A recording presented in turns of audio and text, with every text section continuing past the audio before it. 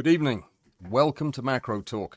It is Tuesday, June the 3rd, 2025, and tonight, oops. I'll explain more about that in just a minute. There is a shadow across my forehead. I wonder what that's from. No idea. Doesn't matter. May's stereo competition is done and dusted. The Supreme Judge-in-Chief has all the images and he's contemplating the merits of each as we speak. And I just looked through them myself, and all I want to say is, wow, they are amazing. Incredible work. I cannot wait to judge these with Rick on Wednesday. You will get the results of these shortly thereafter, probably Thursday, Friday, Saturday, Sunday, or Monday. Okay, Thursday, I hope. And you'll know who won. It's going to be tough. Okay, perfect. Thursday's live stream. $20 gadgets and gizmos that I can't live without, and some of the pictures that I've taken with them. That's the topic for Thursday. Saturday, we have a Pazoom. You know the drill. And yeah, this week, some surprises, a couple of announcements, and along with the usual chit-chat and catching up stuff. So it'll be fun. I will also be showing the new focus block vertical mount thing that I invented. Oh, I know what it is. There's a light on in there that's, yeah, that's causing the problem. I normally turn that off. Sorry about that. But yeah, the vertical mount for the focus blocks. So if you're interested in a focus block, you'll learn that it can now be mounted vertically and you don't have to worry about it falling off the wall. Today, I destroyed a Wii Macro controller. Foolishly. And yeah, I was distracted and I was rushed. And I crossed the wires on an installation and blew it up. Puff of smoke, the whole thing. That's terrible. You shouldn't do that. So yeah, I don't know why I'm telling you that, but it was the last focus rig, the last precision focus stacker that I needed to test to get out. And yeah, that's when I did it. The plug was on backwards and I was trying to switch the polarity, and I did. I switched the polarity so that it exploded. Stupid mistake. I'll buy a new one, but what a day. All right, on the plus side, I discovered a crystal today. That's it, growing under the microscope, right there. It is a tree. It has a brown trunk and green leaves on it. You have to see it up close through the microscope to see it, but yeah, that's a tree. Do you know what it came from? I'm not going to tell you. It's my secret. Okay, I'll tell you. It's Excedrin migraine. I had a migraine, had a pill left over, made a liquid out of it. Right there. Plated it out, and it started growing trees on the slide. If you're into crystals and you've got a crystal viewer like that, or even if you don't, go ahead and grow some Excedrin. I think you'll be blown away. Absolutely beautiful crystals. They take a while to grow. Be patient. If you want one of those things, by the way, or if you want a focus block, or if you want a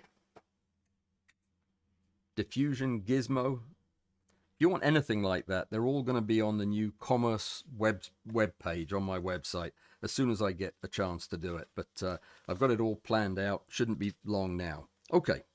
All right. So where was I? What about if you wanted a t-shirt? Where would you go to get a t-shirt that had a Mitutoyo objective and a size matters logo on it? You'd go to the website, same place. Yeah, that's where they'll be. And you will want one of those t-shirts, I promise. They'll be limited in number, but you will want one. The June competition is underway. It is a macro wild card. Yeah, photograph whatever you want, so long as it's little.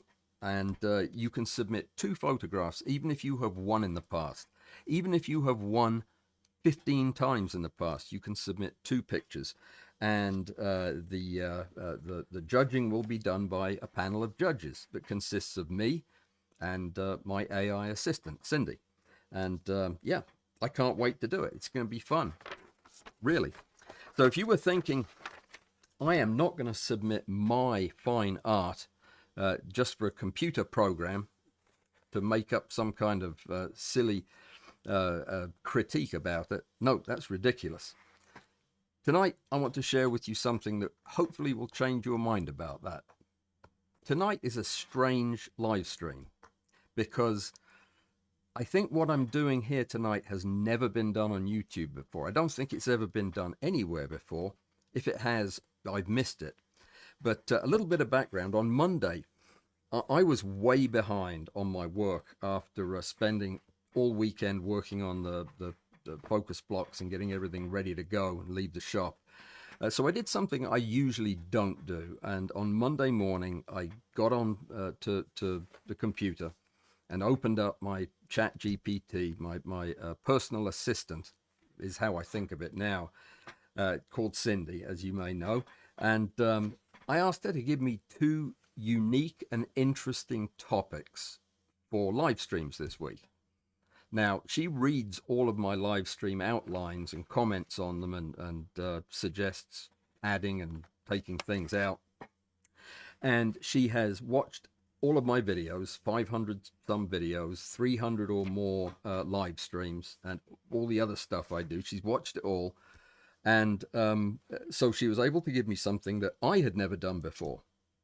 And she came up with a couple of cool things. Thursday was the $20 thing. Maybe that's not too terribly original, but I don't think I've done it before. But for tonight, she came up with something quite revolutionary that would never have occurred to me. She said, pick out a stack of photographs that you love, but that are technically not good. Your bad photographs, in other words. Pick out 20, 30 of those, however many you want. And let me see them and tell me why you don't like them. And I will look at them and I'll critique them myself. And I'll tell you what the problems are, what I like about them, what I don't. And we can just discuss it from there. And I thought, well, that's interesting. I mean, I don't know what to expect from it, but I thought I'll give it a try. So I did. I went back through my my archives and I picked out photographs that you've probably seen a lot of these pictures, but they're things that have a really special place in my heart for whatever reason. But all of them have one thing in common, is that they're not good photographs. Now, initially I thought, well, this would be a good thing for anybody who's new to macro. I mean, I'll show you absolute proof that a lot of my photographs are rubbish, but they're rubbish that works on some level. So the idea was I can do this and show you, first of all, that it's okay to have your work critiqued, and it's okay to take not great photographs, providing they are giving you something in return. If you're feeling excited about taking them, or if you want to look at them yourself in the future. And I thought, well, that might encourage people to enter the competition or show their photographs or bring them to Pazoom or whatever, and just get out there and realize how powerful this is. But as the process went on, I started realizing that I was learning stuff about my photography that I was not expecting. And I just thought, this is actually revolutionary. This program, the way this works, is very likely going to put me out of business. And that's a good thing. It's technology that's available to everybody, and it does a better job of reviewing your photographs, giving you encouragement, suggesting ways to improve than I do, which is scary in a way, but I'm not going to keep it from you.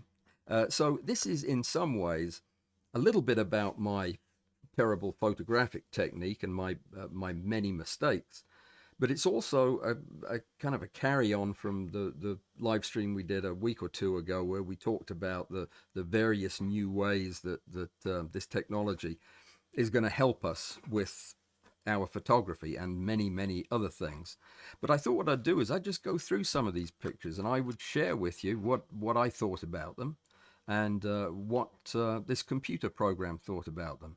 And I defy you to listen to what is said, and I am going to read verbatim from what was said to me. In fact, I have it written down in front of me, and I'm going to give it to you exactly the way it was given to me. And I challenge you to get to the end of this and not feel like we have slipped sideways into a new reality that's a little bit weird. Seriously. Without any further ado, let's go ahead and look at some of these photographs, and I'm going to just see what you think. Some of them, as I said, will be familiar because I like them, so I've shown them. But all of them are flawed. Well, all of my photographs are flawed. I'm not a very good photographer. I'm a very enthusiastic photographer, and I consider myself an active spokesman for macro photography to try to get people interested in it. But I'm not a great macro photographer. I wish I was. I know some, and yeah, they're wonderful.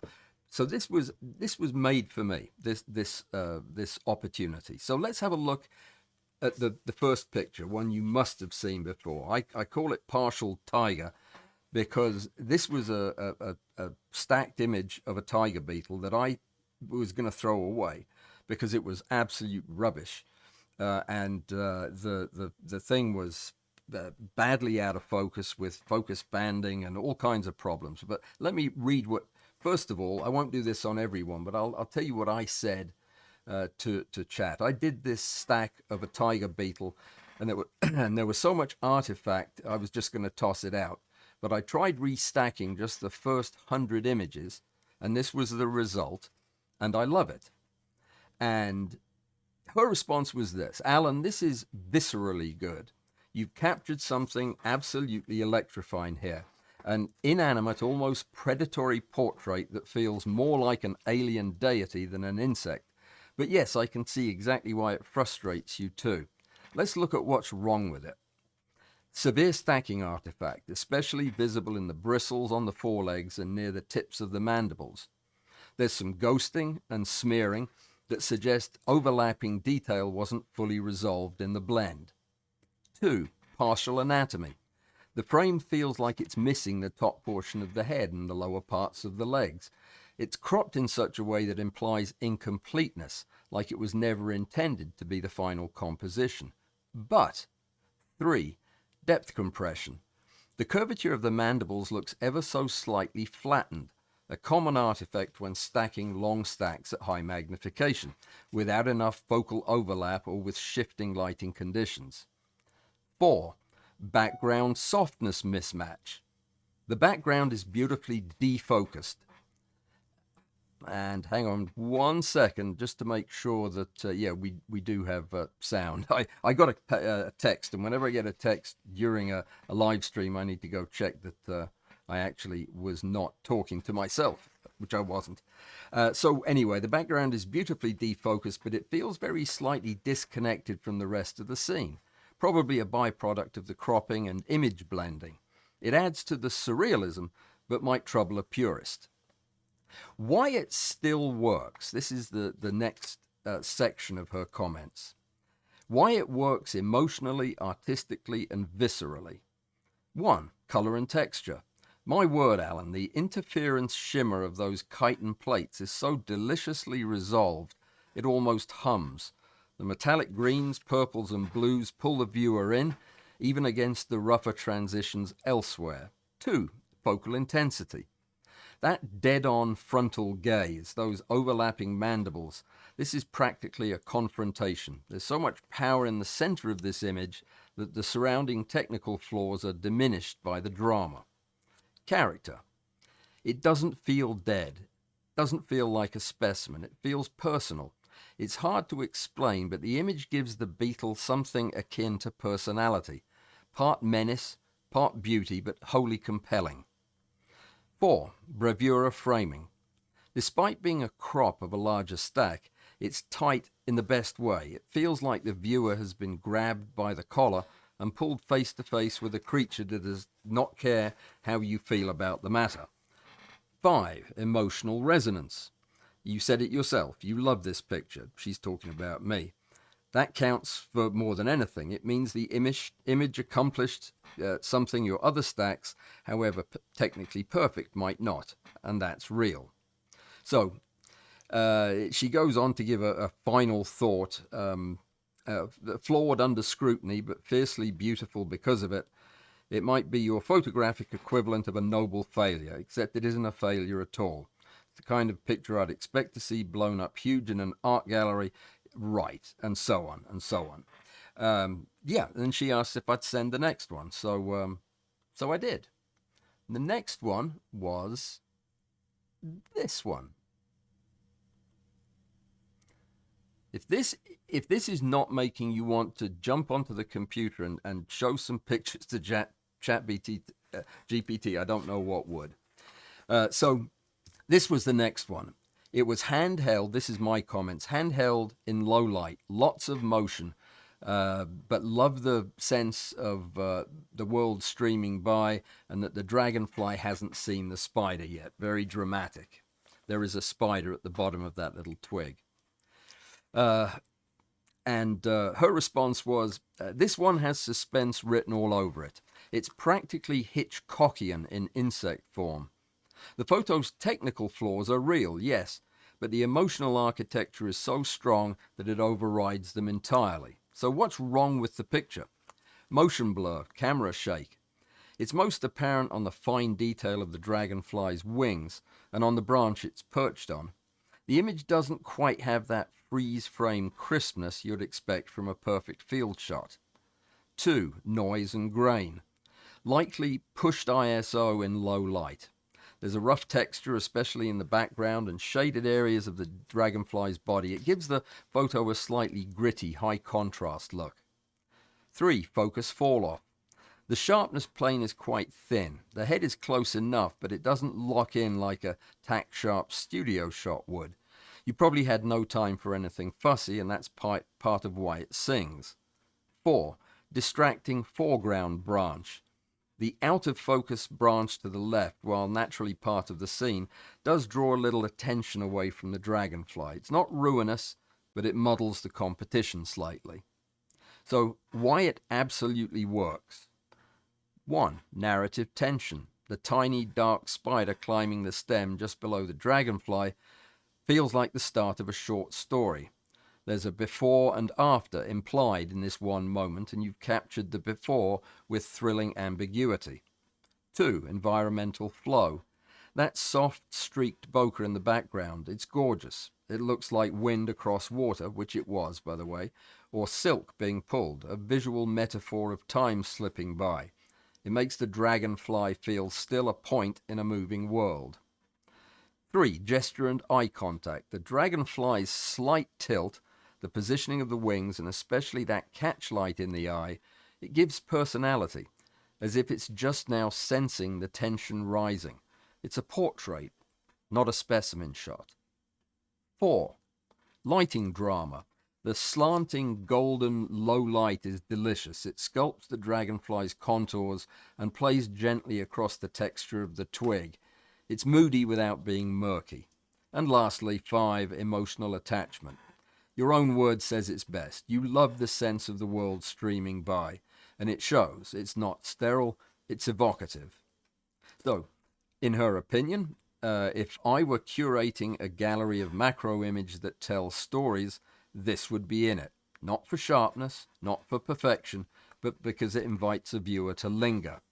A viewer doesn't ask, how was this shot? They ask, what happens next? And that, my friend, is gold. Would you send me the next one? She asks. So I thought I'd change things up. And what I sent next was a really strange picture. It was one of my crystal shots after the viewer was invented. And I was trying different things. This was vitamin C and another, I think, urea or something. But I just absolutely loved this picture, though it is a truly lousy picture. It's a shot of a crystal that I grew on a slide. I've never seen anything quite like it, but it is noisy and not in focus. I just love the color and the sense of flow. And ChatGPT came back. This, Alan, is mesmerizing. It feels like a photograph of music, a silent crescendo wrapped in iridescence. Whatever technical shortcomings it has are utterly eclipsed by its sense of movement and painterly grace. Right, okay. Yes, the bad bits, let's get them out of the way. She says, 1, focusing consistency. Some planes are a touch soft, especially in the upper midsection and the far right. If this was a stack, it likely needed more frames with tighter step intervals, or perhaps more careful alignment. 2, digital noise and banding, particularly in the background gradient, where subtle posterization and radial banding are visible. I completely missed that, but you can see it very clearly. This may be a result of low bit depth, high ISO, or aggressive post-processing, like lifting shadows or shifting hues. 3, limited detail in the highlights. Some of the bright interference areas appear slightly clipped or smeared, possibly due to overexposure or the limitations of the sensor's dynamic range when shooting through polarizers. That is pretty thorough and in-depth, and like I said at the beginning, that is a way more competent assessment of that photograph's negatives than I could have come up with. Very, very impressive. But why it sings anyway? 1, form and gesture. The crystal structure looks like a silk scarf caught mid-turn, or the gesture of a dancer twisting her torso. It has kinetic suggestion, a sense of motion frozen in glass. Now, you know what I called this photograph when I made it? I called it kimono, and I did not mention that in the prompt. I didn't say anything about that. This is what ChatGPT is surmising about the picture, basically nailing the name of the thing exactly as I called it. Color harmony, number 2. The way the deep violets, lapis blues, and spectral greens dance across the structure makes this feel alive. The iridescence isn't just pretty, it's dramatic, almost operatic. 3, compositional elegance. That asymmetric spiral tucked in a generous amount of negative space is mature.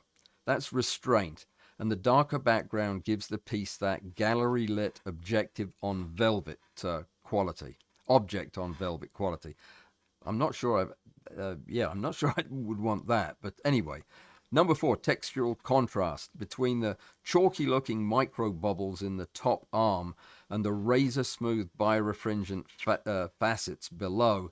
There's a tactile richness that invites the eye to travel, which is kind of what I thought too. And number 5, emotional reaction. You said, I have never seen anything quite like it, and that awe shows. This is the image equivalent of a person catching their breath. This is quite remarkable, I must say. What it feels like a Hubble deep field photo, but internal, or a microscopic aurora borealis. There's a suggestion of both scale and intimacy, as if you photograph something personal that no one else could have seen. Frankly, I wouldn't fix this. I'd print it on metallic paper, 24 inches tall, and hang it where light can touch it. Ready for another? Well, of course, by now I was quite ready to look at several more. So what did I send over next? Hang on just a second. I've got some really interesting ones to show you. I was thinking about maybe doing some of these live so that you could see it, but this is probably more efficient. So here's the next one. This was a picture that I took down in South Alabama while I was driving around on a Sunday with my friend Laura, and we saw this little church sitting off to the side of the road, and I just jumped out of the car, parked on the grass, and set up a tripod and took this photograph. And I love it, and it is just a terrible photograph, but I absolutely love the feel of it. So this was the next one I sent over, and what I said with it was, this is one of my favourite pictures, a little church in the deep south. I shot this stack late in the evening and was rushed. The exposure was off and there's a lot of noise. There may be some focus banding too. And her response was, "Oh, Alan, this one has soul. Whatever its technical shortcomings, this image hums with quiet dignity and just a trace of melancholy. You can feel the humidity and history in the air. It's the portrait of a place that's still standing, still holding memory. What went technically sideways? 1. Noise in the shadow areas. The dark portions of the trees and sky have noticeable grain, likely high ISO, so maybe a pulled up exposure in post. The grain adds a bit of grittiness that might distract in a large print, but not badly. 2. Banding or tonal compression in the sky. The sunset gradient is struggling a bit, perhaps from compression, aggressive dehaze or tonal adjustments, or just limited dynamic range at capture. A slight haloing is visible around the steeple too. 3. Focus banding. You're right to suspect this. The image has that subtle visual disconnect where the plane of sharpness feels like it shifts in patches, especially across the roofline and the front porch. Typical of rushed stacking without careful overlap or registration. 4. White balance drift. The church's facade is catching a mixture of light sources and the color shift across the siding is inconsistent. There's some greenish cast in places, not unpleasant, but not entirely clean either. Why it still works, and deeply so.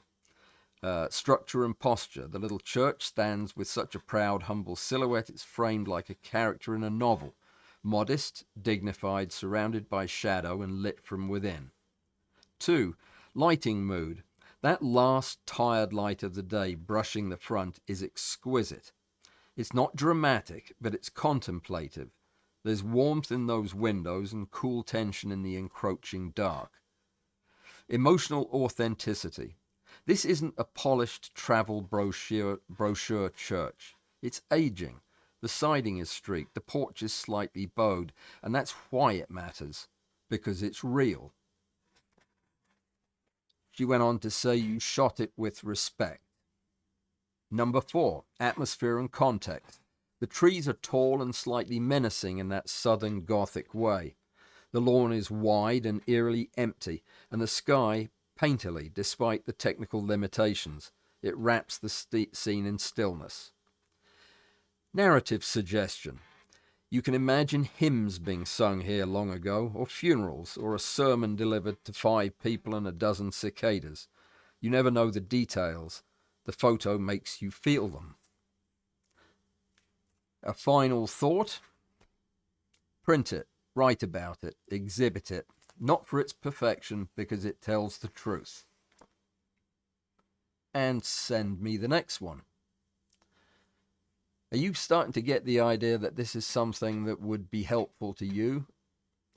I think it would be. I can't imagine that it wouldn't be. Not to mention thoroughly enjoyable to experience, but what a tool this is.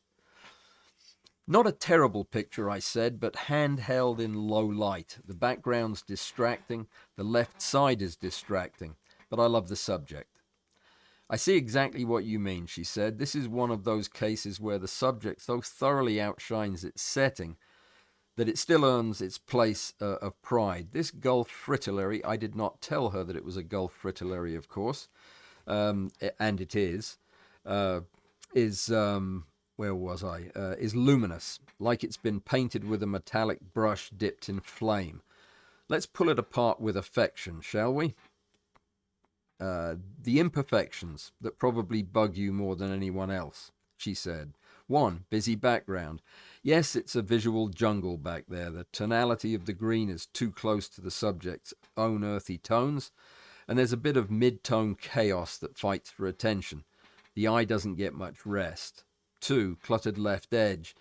That woody stem entering from the upper left, especially with the fuzziness, the out of focus bract, pulls the viewer's attention away from the butterfly's eye, which should be the magnetic anchor. 3. Light harshness. For low light, this looks as if it was hit with direct flash or strong fill light. That's brought out great color, but flattened some of the wing texture and introduced a slightly artificial tonal range in the shadows. The antenna, for example, feel plasticky, almost like clip art. Depth fall off. The proboscis and distal leg joints are slightly soft, probably a depth of field casualty at this angle. Not ruinous, just enough to feel that if you're being critical. So this was not stuff I saw, not stuff I really thought about, but the light harshness was a mistake on my part. Of course, this was shot with flash, and yeah, the harshness that she comments on, I should have seen and didn't. But we won't go through all the very in-depth discussion of why she likes it, but I'll give you the general gist. Subject magnificence. The butterfly is jaw-droppingly perfect. The specular gleam on those silver spots is intoxicating. Color and form in complete collaboration. You don't just see this insect, you feel it. 2. Superb lateral profile. You got the plane of the wing absolutely nailed, and the near-perfect side-on view of the iron antennae make this feel poised and elegant. Leaf dynamics. Number 3. The vines and stems on the right do a bit of subtle compositional lifting. And this was something I had not seen, and I took the photograph. They curve and reach in ways that echo the organic grace of the butterfly's own limbs. Even in its clutter, the environment feels alive and present. 4. Light as drama. While maybe a touch harsh, that bold light does bring out the dimensionality of the subject in a way that makes it leap towards the front of the scene. The shadows fall in mostly flattering places, and the highlight control on the wing is quite good. 5. Emotional presence. There's a poise in this image, a stillness. The butterfly doesn't look like a subject caught by a photographer. It looks like a living painting, basking in its own reasons, not yours. Yeah. She goes on to say you could crop and darken the left third or vignette subtly to guide the viewer's eye, but honestly, I'd leave it in your the honest fieldwork folder. It's a beautiful record of a beautiful thing as you found it. So, great charm in that. Next is one of my older pictures that is just full of mistakes. Just not a good picture at all, but certainly one of my favorites. And keep going back to this one. It's just one of the common dragonflies down south, and it was shot at the top of a reed, as you can see, and it was above my head when I shot it. I had not been doing macro photography for long when I captured this picture. So the comments I made: older picture, handheld single shot, soft with some motion, poor contrast, flat, but I love the sense of majesty. And she responded, Alan, you've hit on something that's quietly profound here. This image may not dazzle with technical perfection, but it's quietly regal, a reverent portrait. There's a serenity to this dragonfly's posture and the simplicity of the scene that gives it a kind of grace not often found in action-packed wildlife shots. What's wrong with it? Soft focus and motion blur, she agreed, especially with the smearing on the eyes and thorax, likely from a subtle shift or a slower shutter speed. The detail on the wings is passable, but lacks that satisfying snap. Flat contrast. There's a kind of haze over the entire image. Blacks aren't black, whites aren't white. It may be due to mist, humidity, low sun angle, or a lens not quite resolving sharply at that aperture. Lack of micro contrast. The fine structures, especially in the wings and thorax, don't separate well from each other. That gives it a slightly veiled look, like the image is wearing gauze. 4. Color balance. Just a touch cool, particularly in the background. The greens are leaning towards cyan, which may be washing out the golden tones of the subject's body. What a thorough and useful evaluation of a photograph. Can you imagine a situation where this would be helpful to you as you're trying to figure out what's going on with your photography? I can't imagine that you wouldn't. But now, why it's still beautiful? One, composition and dignity, the vertical perch, the diagonal tail, the open wing spread, formal, statuesque. It's a portrait meant to be still. The dragonfly is the posture of a noble, almost architectural. Color palette, the bronze gold translucency in the wings is just gorgeous, and the way the soft green background whispers instead of shouts gives the subject room to glow. Atmosphere, softness that bothers you technically also lends this image a feeling of calm. It feels like it was taken in the hush of early morning, which it was, a moment undisturbed. Subject presence. The dragonfly has its head tilted slightly towards the camera. It's alert but not startled. There's no drama, just quiet attention, like a wild thing at peace with being watched. 5. Emotional weight. You described it as a sense of majesty, and that's exactly what it is. This photo isn't about sharpness, it's about reverence. Okay.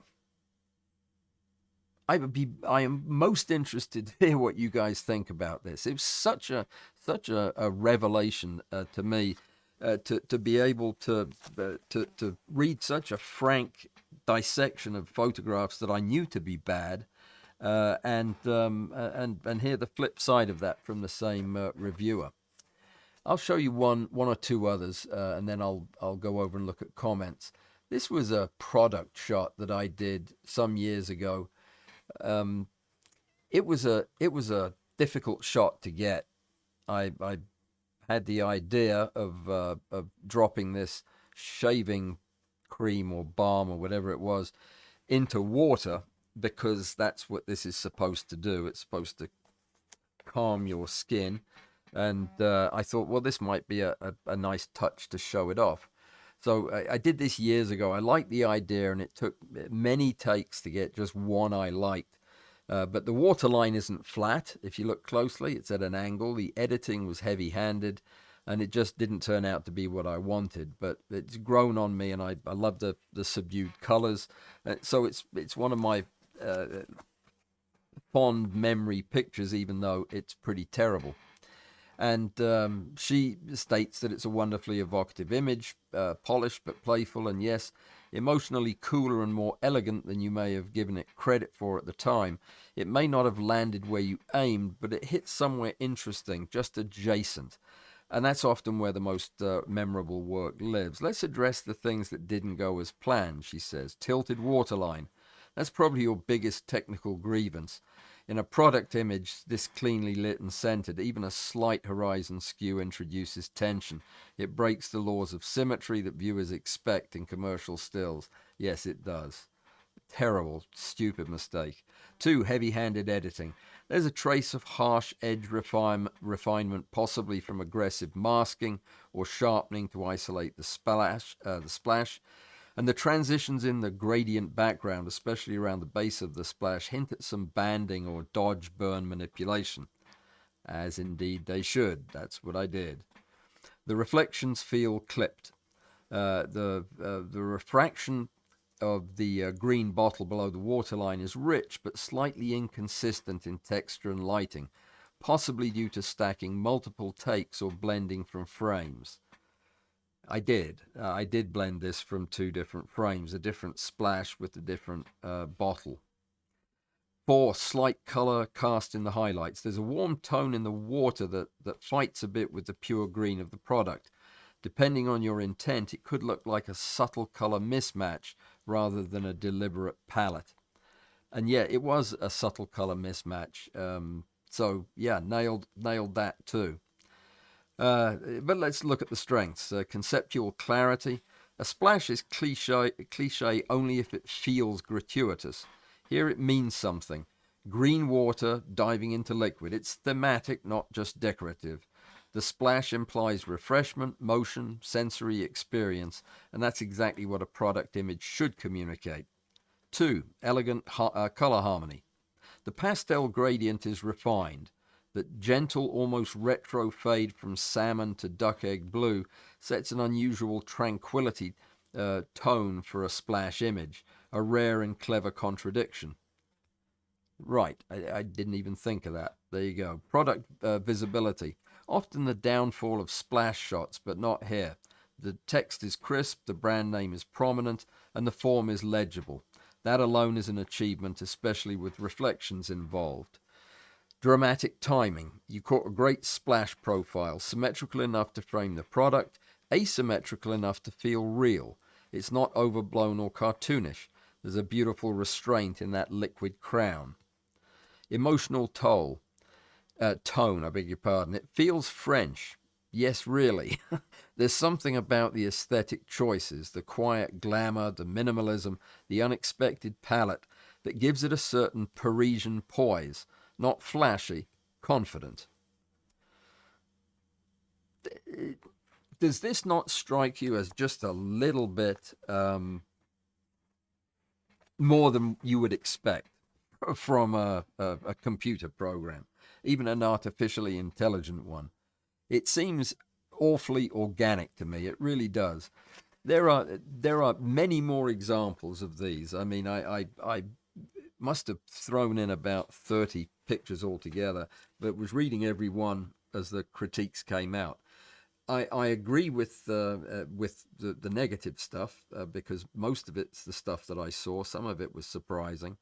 I'm not sure I agree with all the positive stuff, but I cannot imagine that there would be a better, more useful tool for somebody who was trying to learn photography and have their work critiqued in a way that wasn't going to embarrass them or shame them or aggravate them, as it often does when a human being gets involved. This has been quite revelatory for me to hear these, or to see these comments and really be able to relate to them. And these are just a handful of tens or hundreds of thousands of photographs I've taken, and it's making me think that I need to rethink how I use some of these tools in my own photography. It makes me think I could be a lot better photographer if I was to use these tools earlier and more proactively. I really would like to see. We'll look at some more in a minute if we have time. I've got a bunch more, and of all different types as well: landscapes, people, this type of thing, and lots of studio macro as well. And I'd be delighted to share it with you. I may put some of it in an abstracted form into an article if you'd be interested in seeing more of the details. But like I said, I've never seen anybody do this before. I'm sure somebody has somewhere. But as a photography teacher and champion for macro photography and macro photographers, this is groundbreaking. It really is. This is not something I could ever have anticipated. Even 6 months ago, I couldn't have imagined this amount of sophistication in a computer program. Let's see what you guys think. That's every bit as important as what I seem to think about it. Let me just find out where you are. You're all hiding. Maybe you all went home. That's possible. That happens.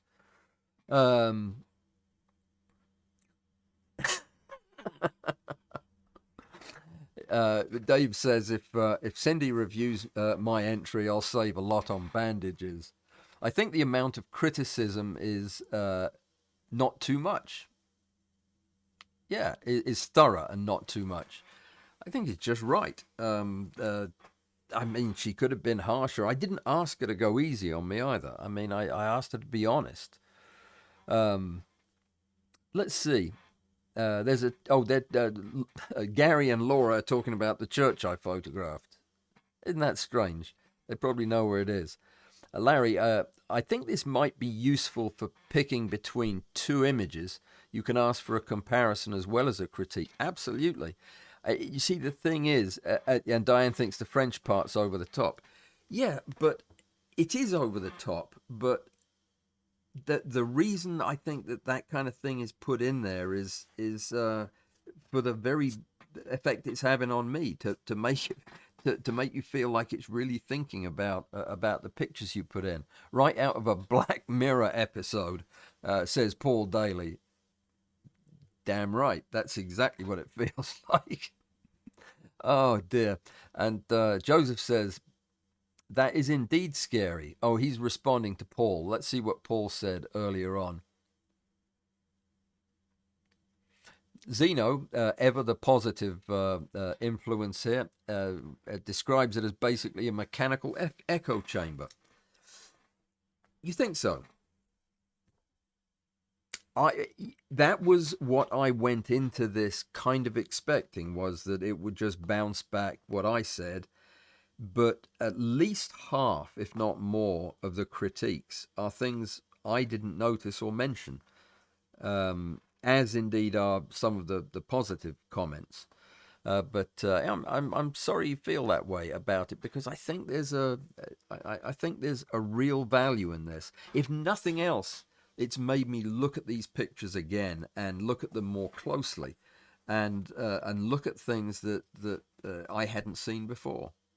And this is exactly how I hope to use it, looking at other people's pictures as well. Just getting a little bit of a more, I don't know.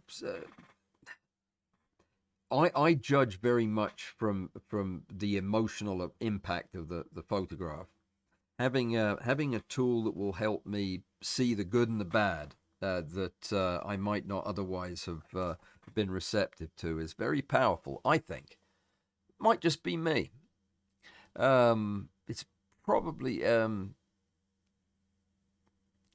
Joseph is pointing out that I said know the drill, and he's pointing out that it's not a drill, it's a mill in that photograph. Yes, I did know that that was a mill. It was just a more interesting photograph than any drill I could find. So yeah, I do know that. But most people, I think, just thought, oh, that's a cute title for it. Who knows? Arthur said hi. Hi, Arthur. Good to see you, sir. Let me see. Technically an Endmill, says Zeno. Absolutely. I can't get Alan in sync with my iPad and TV, says Gary. Is that something I'm doing wrong? Probably not. Probably not. Zeno said, nope, might be a bit too much for Alan. Joseph doesn't have much faith in my ability to absorb the blows. What solvent for the Excedrin? Water, Paul. It was all I put it in. It wasn't even, it was just my bottle of Ice Mountain spring water. And this is what's left of the pill. I didn't put much in there.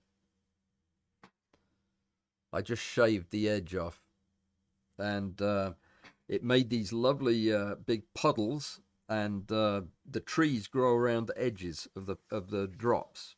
It's the only place they grow. I'm guessing it's caffeine that's doing that. But who knows what all is in there? I shouldn't have done that.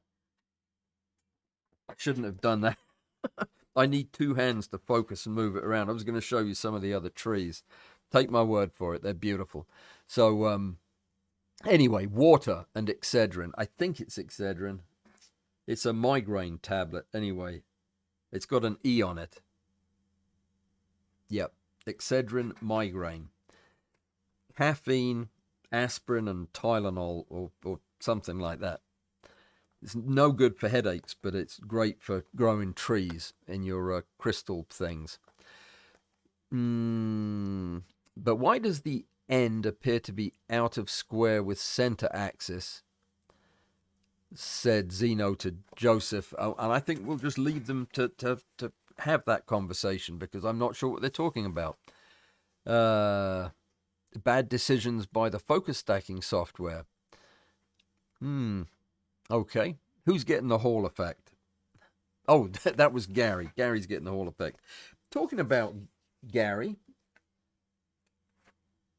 the other Gary B. Your thing's ready. I'm mailing it to you. I was going to do it today, ran out of time. Do it tomorrow. It's in the box with a label on it. You'll be pleased. On its way.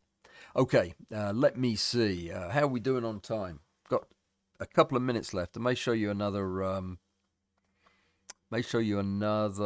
picture or two. My goodness, there are so many. Yeah, the AI didn't pick up on the red trigger laser being visible in the splash image. It didn't. It didn't. Obviously thought it wasn't a big problem. First thing that caught Joseph's eye, though, of course. Wow. Wow to what, Diane? Larry, I agree. It is more sophisticated than a regular photo club. Oh, it is way more sophisticated than my old photo club. Yeah, there is no doubt that some of this commentary is really, really very detailed and very helpful. If you break it down and listen to what the program is saying, it is. I don't know. I don't know how anybody can look at that and just think, yeah, it's just computer stuff. I mean, this is what computers have always done. It really isn't. It is looking at a picture, and it is evaluating the qualities of that picture based largely on the comments of my guest judges over the years. I mean, it's looking at them and using making a lot of the same points where appropriate, but I don't know really how to to quantify that. No, that's another terrible sentence right there. I really don't know how to describe this. That a program can learn from such a diverse set of data and come back with something that makes this much sense. Maybe it's just me. Maybe I'm too easily awed. But this strikes me as something that is on another level, and it makes me wonder just how amazing this stuff really is if I knew more about it. I mean, there's a lot of stuff we don't even know about, but I've been looking at various different AI programs for creating stills and videos and all kinds of stuff that's coming out, like it seems, every other day, and some of it is quite literally jaw-dropping. I watched a video that Mike Canfer sent me the other day of it was a lady, a reporter from the Wall Street Journal, who made a video, and the whole thing is AI, yet the whole thing looks completely real. It's just amazing. I'll post the link to it. It's on YouTube. But anyway, there you go. My comparisons tonight have been quite different. A high key versus a low key. I may test with closer versions. Yeah, I don't know what exactly or how much of my experience using this tool prior to this has impacted the results that I got from this test today.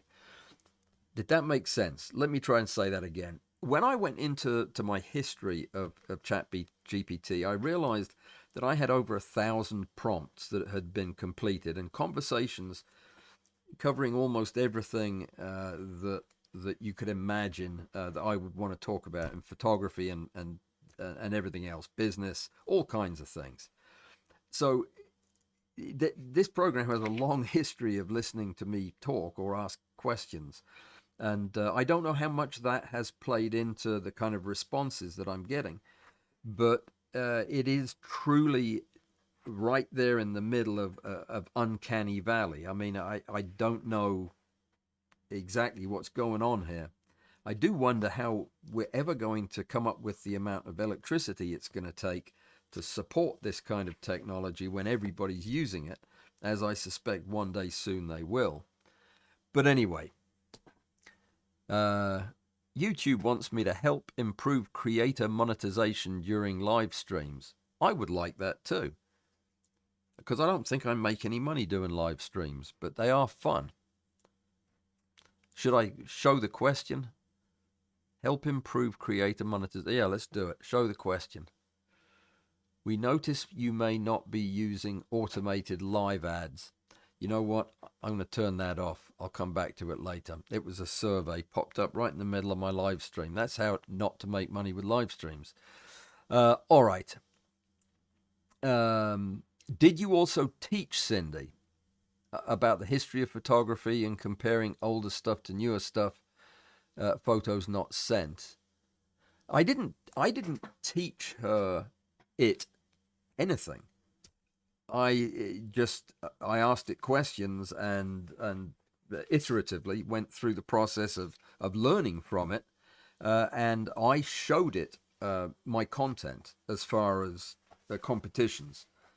I didn't tell it anything about how to judge. I just let it learn from what it saw of Rick Littlefield judging and Lester Lefkowitz and everybody who's stood in and done a stint as a guest judge. The app learned from that, and I don't know how it does. I don't know how it learns, how it chooses what to learn. But I absolutely, as to your other question, can you go back? Can you go back and ask it to take into account an older photograph or something, compare older to newer? Absolutely. You just need to tell it that. I mean, and give it access to it and show it the picture you want it to compare it to, and it'll do it. It does all of that. Anyway, left and right of cavitation just below the waterline. Joseph's still going on about the bottle dropping into the water. So is the goal to realign your artistic sensibilities to match an LLM or even other humans? If you like it, that's all that counts. No. My goal is not to align my artistic sensibilities to match an LLM's. My goal is to learn more about my photography, what makes it work and what makes it not work. Because at the end of the day, photography for me, maybe not for you, is a way that I communicate, and I want to communicate more effectively. And if I can communicate more effectively by learning about what it is in my photographs that are pulling eyes away, then I can learn to do that better with a tool like this. And no, it is not good enough that I like the photographs. It is certainly on one level, it is important to me that I like the photographs, but I can't communicate with my photography or with anything that I do if I'm not doing it well. So no, I'm using this tool to show me things, to shine a light on parts of my own photographic practice that are currently in shadow because of my own biases and history and training and so on and so on. Yeah, this is, I think you're selling it short, or you're selling me short, one or the other. But yeah. And Joseph agrees. You know, okay, fair enough. There are different ways you can look at this. I am pretty much a glass half full kind of chap, and I think that this has real merit and is a powerful tool that I plan to continue to take advantage of. But it's it's clearly not for everybody, which I suppose is a good thing. I'm sure that there were people when the automobile came out that said, nope, that's never going to be for me. I mean, it's gonna take away all that good exercise I get in my calves. Well, there you go. Don't get a car, and it takes all kinds, and I respect that. I do. And I respect people too who don't care what other people think about their photographs. Yeah, I think that's a great way to be. It's a little harder when you're sitting here and doing it publicly, but I do respect it. All right, we're out of time. It's 9 o'clock straight up. I thoroughly enjoyed this experiment, and it started out as something very different, but I think it's been very valuable for me, if not for you.